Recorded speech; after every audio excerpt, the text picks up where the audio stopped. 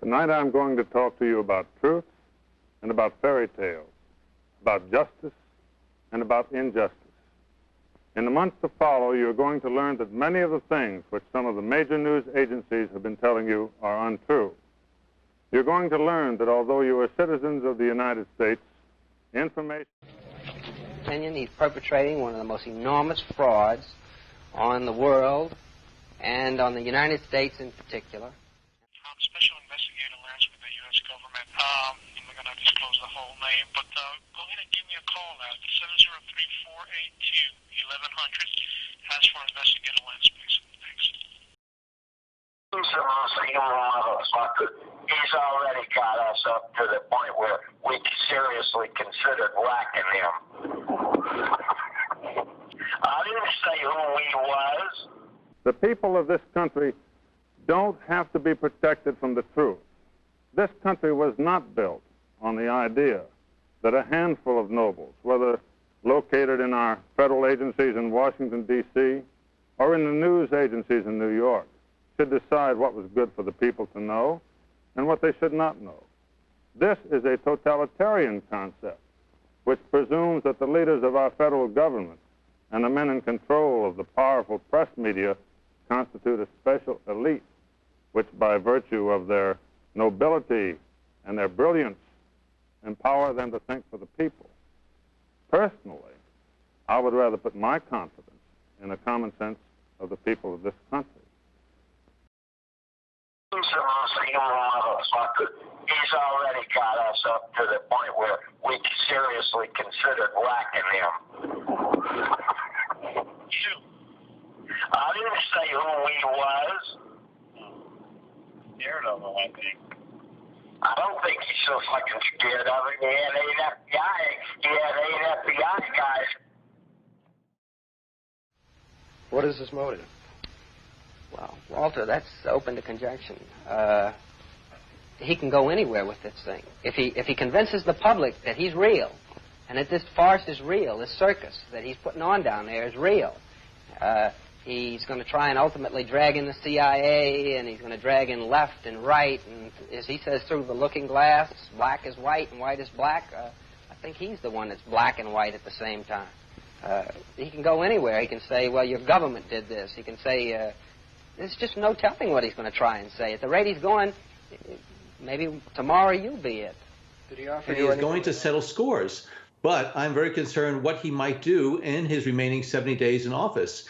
Is he going to take some type of military action? Is he going to release some type of information that could, in fact, threaten our national security interests? So I think people need to be looking very... He would object to be calling a weasel, but he has that ferret face, and he's certainly a weasel, a traitor, a seditionist, whatever you want to call him. He's a laughable character. He's a clown. And what can be done to stop anything he wants to do in the next 70 days? Well, if Vice President Pence and the cabinet had an ounce of fortitude and spine and patriotism, I think they would seriously consider invoking the 25th Amendment and, pushing down. And he's vindictive. He's a liar. He is really the kind of person, if your daughter brought him home, you'd him at the door. Okay, well, that's a pretty firm indictment, and you say you know him from '82. Well, here is the top line. Some good people still held positions of power. They valued humanity and the rule of law. While the criminals discussed their game plan at the annual Bilderberg meetings, the good guys were making plans of their own.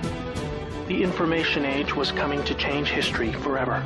As the internet flooded into every home and appliances became smarter, and when people started carrying tracking devices, an opportunity to put an end to criminal control over the world was emerging. We became connected, trackable, and surveilled. But so did they. They became dependent, just like we did, on email, SMS, instant communication. It made crime much easier, but it also put them on a grid that, if accessed by the right people, would expose their crimes to the public and end their iron grip on us once and for all. This is not about security clearances. This is about the president trying to intimidate people to say, you're a dog and I'll muzzle you. We spent our career saying that we're fighting for the right of 330 million Americans to speak, and the president said no. That will never happen in this country. All of us will speak until we are dragged away. I don't care what I say. I don't care what John Brennan says. I have the right to say it. I don't care whether the president likes it or not. If it's Bush, if it's Obama, if it's Trump, I have the right to say it. That's the reason we wrote that letter. Welcome back, everybody. My guest tonight is an intelligence analyst who's worked at both the CIA and the FBI. That means both of his shoes are phones. Please welcome Philip Mudd. All right, Philip Mudd, 25 years in the intelligence world. Deputy Director of the CIA's Counterterrorist Center from 2003 to 2005, then became the FBI Senior Intelligence Advisor, and you've got a new book here called... Paris, let me ask you, longtime Trump supporter, who should the American people trust? Who should the American people listen to on this issue? 75 men and women like that who have served and continue to serve their country, who have served both Republican and Democratic presidents, I might add, or the president on this? Who's right? A lot of these people that have these security clearances, and this is the secret in the swampy Washington, D.C., they have them and they keep them because it's profitable for them after they leave government. Because if you have a security clearance, especially high-level security clearances, your contracts and your consulting gigs pay you a lot more money because of the access that you have. I hope the president continues to do this, and I don't know if I'd put Omarosa in the same category of the 75 people who signed those letters, but Phil Mudd, I imagine you want to react. Profitable, Paris. When I am requested to sit on an advisory board, let me ask you one question. How much do you think I'm paid to do that at the request of the U.S. government? Give me one answer, and you got 10 seconds. How much? I'll ask you a question. How much are you paid for your consulting and contracting gigs? I have no contracts with the U.S. government that pay money. I'm not talking. Zero. And this is the thing. When I'm not talking about asked to offer government, advice to the U.S. government, Phil, I let's get be paid honest. zero. Phil, let's be honest. I'm not talking about your role with the federal government. Have you watched that show? I have not seen the show. You haven't? It's so good. I gather it's quite good. I don't own a TV, so I don't watch that stuff. Why? Because do you know that our TVs are spying on us? Is that why? Because I would believe that at this point. Would you believe that? Like my TV can see me? Would you believe that? No, I wouldn't. Look, I decided... Yes, you would. General Petraeus said our microwaves are spying on us. Look, nonsense. So He's a hero.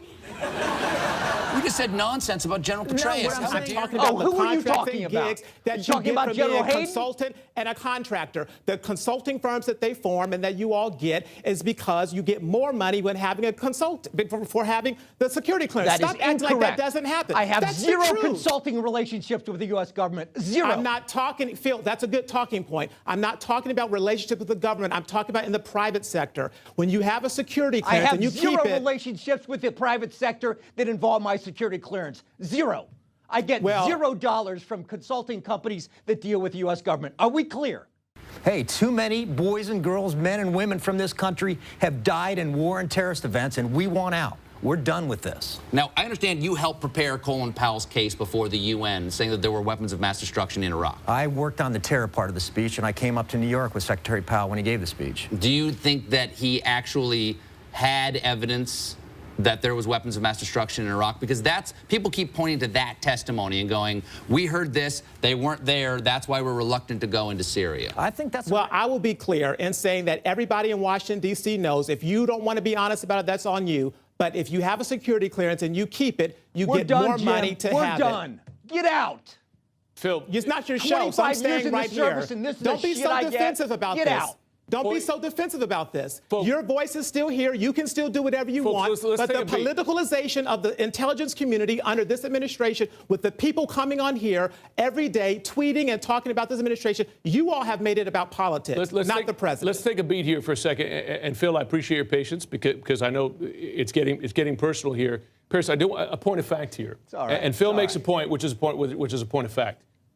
When a Phil Mudd, who serves on an advisory board for counterterror threats, goes and participates in conversations at the agency about those threats, he's not getting paid for that. And that's how I'm talking about. When Bill McRaven is consulted on counterterror operations because he led dozens of missions, deadly missions, absolutely, where soldiers risk their lives. He's not paid for that. And what you seem to be doing here is saying that because people have jobs outside of government, after they leave government, that therefore you're saying that is justification to take away their clearances when government and agencies rely on them for their counsel? Is that what you're arguing? What I'm arguing, Jim, is that, and I appreciate every one of those persons' service, and I know how important everyone in the intelligence community, serving currently and in the past, are in the role that they play for this country. The bottom line is he should go, right? Yes, correct. He should go. Okay. The American people don't think so. I understand. How can we convince... You don't care? No, I said I understand. Oh, I thought you said I don't care. Because I don't care. Okay? They get things wrong. It's our goal to lead them, right? I think that's right. Okay, so why do you think they don't want to go? Because I think they look at Iraq. I think that's a red herring. First of all, the UN is just about to come out and say there were chemical weapons used in Syria, so that's a fundamentally different story from Iraq. But I'd go back to saying... But there's doubts, because guys like Putin are saying that maybe it wasn't the government that did it. It's Vladimir Putin. What the hell is he going to say? He's going to say, New York Times, would you please print my ideas without comment? And they did. So people are going to read that and they're going to believe him. No, they're not. But what I'm talking about is the private sector. Let's not act like all these men and women sit at home all day and just consult with the federal government and don't earn a living. Everybody knows, Jim, that a part of keeping your clearance means you get more money for having the clearance. When you consult and when you have contracts with other companies and when you set up your own firms, this is what happens. For that. Now, when did you leave the intelligence community? 2010. 2010. Okay. You were going to be given a position in the Department of Homeland Security, and questions were raised about your knowledge of enhanced interrogation, and you removed yourself from the nomination process. So far, you got it. That's correct. So far, I got it? Yes. Stop me when I don't have it anymore. Were you involved in enhanced interrogation, and do you believe we should be doing it? I was involved in Deputy Director of the Counterterrorist Center, the center that conducted those interrogation techniques and that housed al-Qaeda prisoners. I don't regret what we did then, but since then, the American people have had the time and the space to debate this issue. And they've said, we don't like it, and we don't want our security services doing it. So I respect that. The security service in a democratic society serves at the will of the people. And the will of the people is spoken, so fine. Do you think it might swing back? We got attacked again? Way. That would change? No way. No, we got attacked again. Come on. No way, dude. Not going to happen. Phil, he's making an argument there, and you've made your point on what you do for government. What's your response to Paris's argument here? Well, we got 24 hours. I got a simple suggestion. Go to the original 15 signatories of the letter yesterday and ask how much income by a percentage they make from their security clearances. Mine, zero. Thanks a lot. What I'm saying is nonsense. Look, American culture has a lot to offer. We got great books, we got great people, we got great cafes, great food. About 18 down on that list for me is TV, which turns your brain into cotton candy. So I decided 20 years ago, dump it. I got one thing I just want to point out to you. We're not on Broadway right now. TV is selling your book. TV is. Here's a question I want to put to you, Paris, because it gets to the larger issue here. Mm-hmm. This is a question of national security, is it not?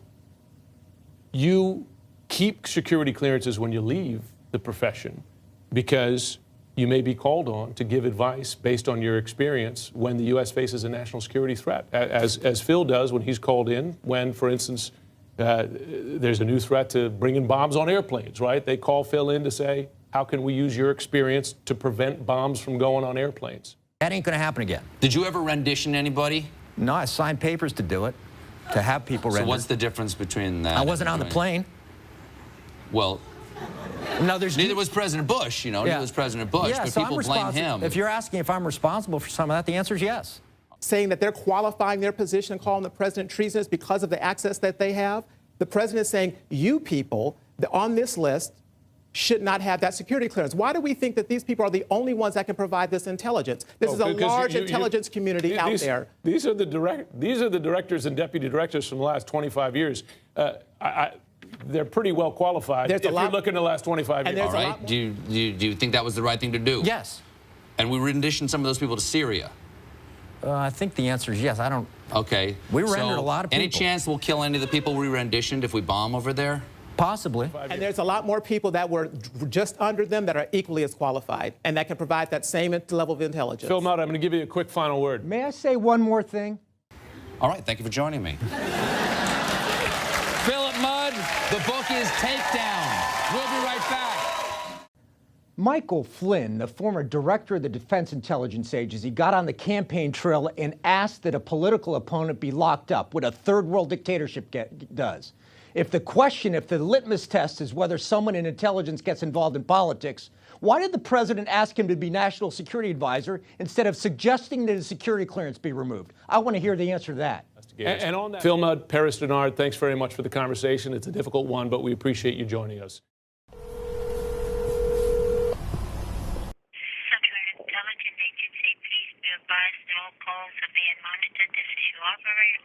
How may I help you, please?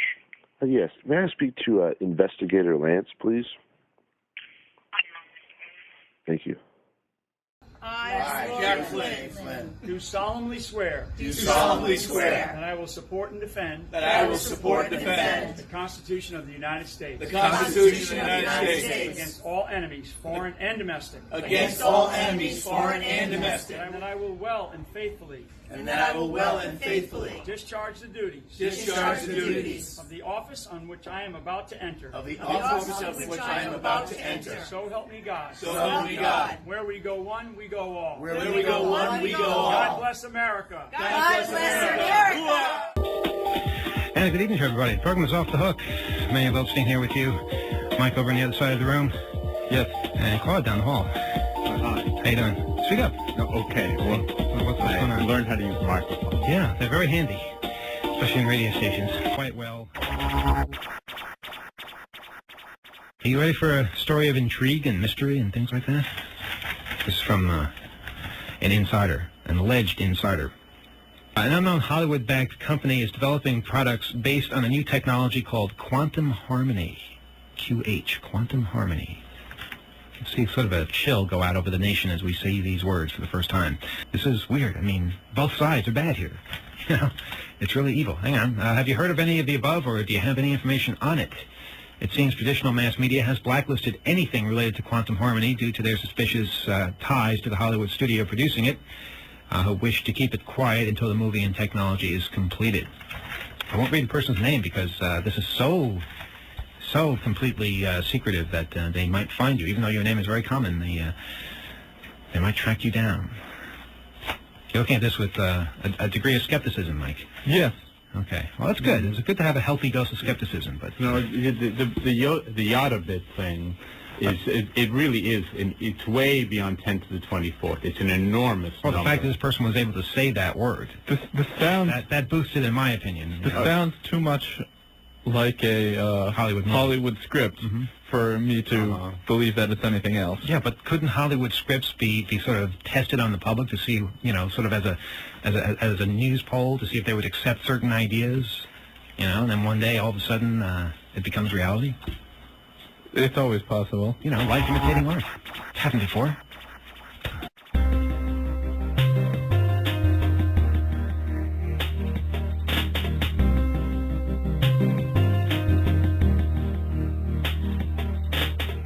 All right, Mitch.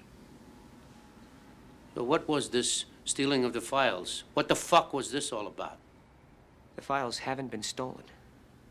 They are in exactly the same place they were. I just felt it was important for me to be thoroughly familiar with the precise makeup and whereabouts of all your holdings and activities. So I prepared copies of everything. That way you and I can communicate perfectly. And of course, if we ever have to talk to a third party, then I know everything. Right down to the penny, pound, franc, and Deutschmark. I know everything you know. As I should, as your attorney. I am very much like... I would say I am exactly like a ship carrying a cargo that will never reach any port. And as long as I'm alive, that ship will always be at sea, so to speak. You know who I am, Mr. Seal? No, ma'am. I'm Dana Sabota, State Attorney General. You got DEA, ATF, FBI, all wanting their pound of flesh. Yes, ma'am. It's quite a room. Yeah. Well, you hit the trifecta, didn't you? I mean, guns, drugs, money laundering. And the state of Arkansas is gonna rip the bark right off of you, boy. We are gonna put you in a 4x6 cell for the rest of your life. Man, that's a long time.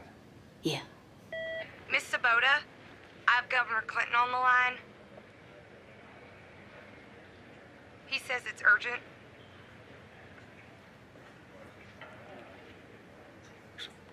Governor. Mr. Governor. Put him through. Clear the room. Take him with you. Yeah. What do you need, Bill? Did y'all know that caddies have more trunk space than any other car in the world? I'll get each and every one of you a caddy. Huh? You do that for all of us? Yes, sir, I would. I'll get all y'all caddies. Have them here this afternoon. What are you trying to do, Seal? Add another 20 for bribery? Oh, no. I'm just offering y'all caddies for your troubles. What trouble, Seal? Well, bring me down here for one. See, I'm gonna walk out of here. I'm gonna walk out of here. There ain't a damn thing any one of you can do about it.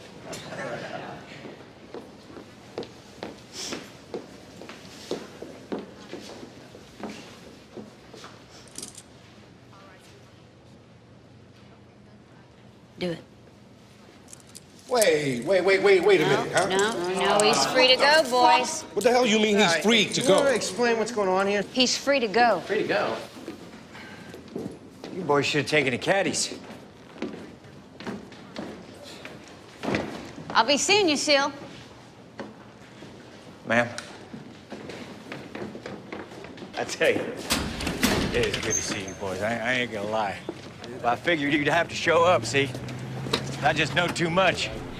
Schaefer sent you, right? Who the fuck is Schaefer?